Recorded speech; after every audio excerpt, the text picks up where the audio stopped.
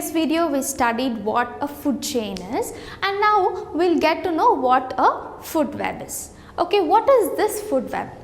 Is this food chain always like, the primary consumers eat on plants, the secondary consumers eat on primary consumers? No. They are omnivorous animals also, which feed on plants as well as animals. So what happens? There is a complex network. There is a link between these group tertiary consumers and also the primary producer.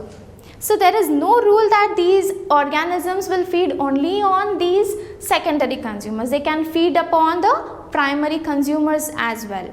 So what happens? The energy is always seen more in the producers, and also here also there is always the depletion of energy in every trophic level. So you can take examples here like plants, flowers, nuts, seeds. So nuts, all these are eaten up by squirrels, and these all are plants which are primary consumers. You can also call them as herbivores. Herbivores are animals which feed upon only green plants. So like how we humans, we classify ourselves into vegetarians and non-vegetarians, likewise these are animals which are called as herbivores.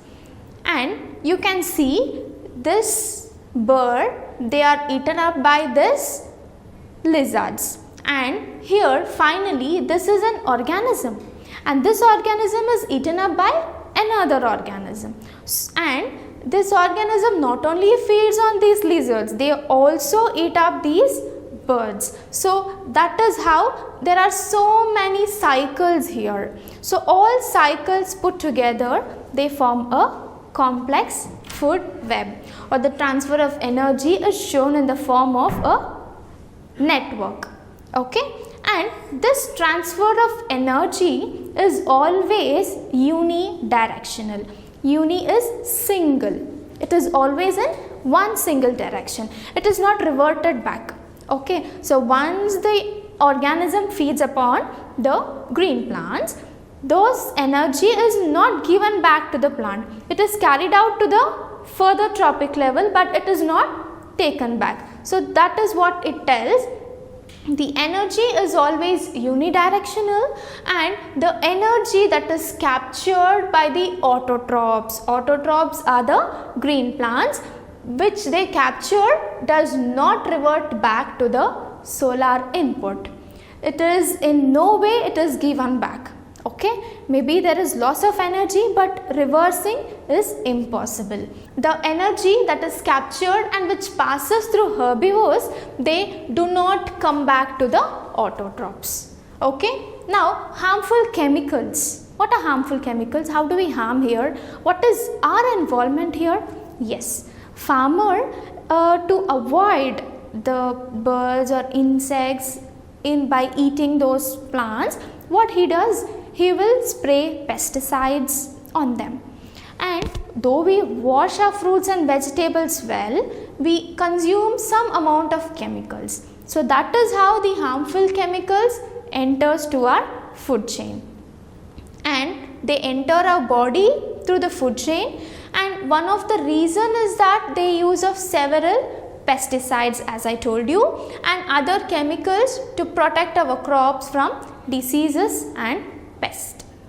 So in this way we intake harmful chemicals also, and we have biological modified foods. There also it is some chemical process, and that is how this harmful chemicals enters through our food chain. Okay, and these chemicals which are entered in our body, they are like, we wash them out. How do we wash them?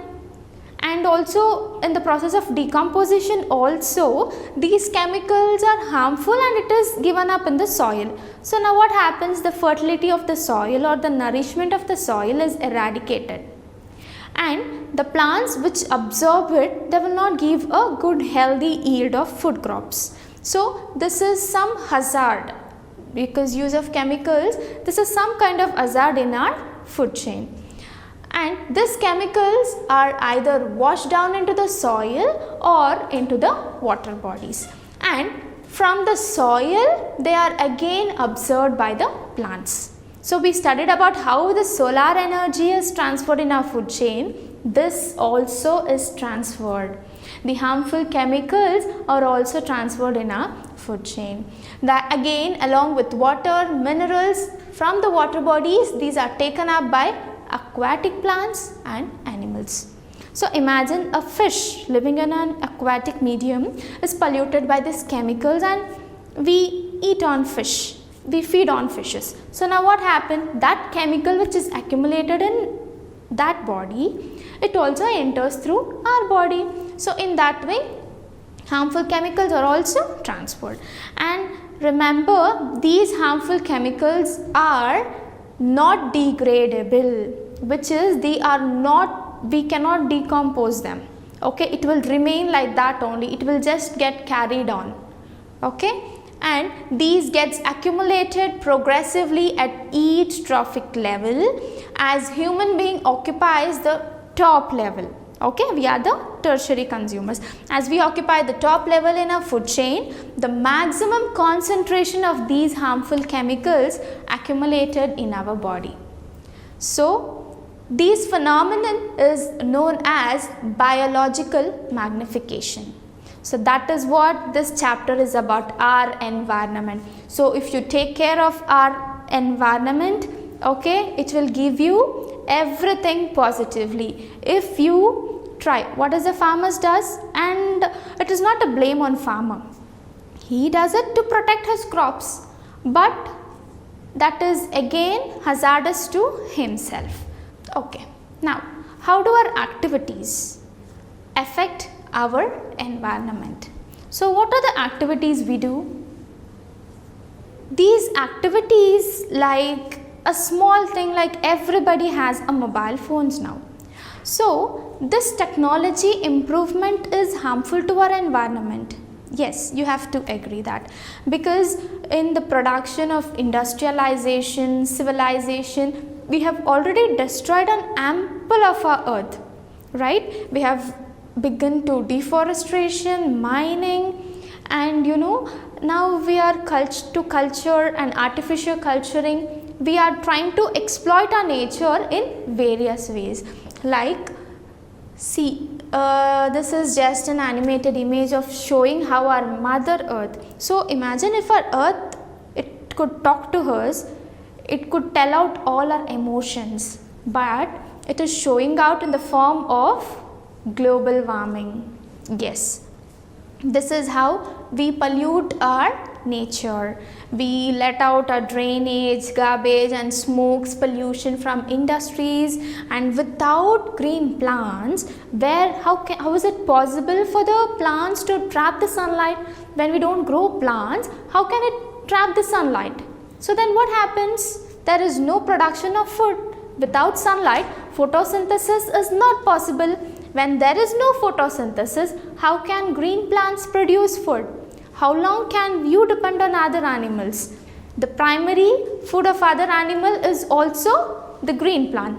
So, and use of all this violence. Okay, so every pollution like noise pollution, air pollution, water pollution, everything harms our environment.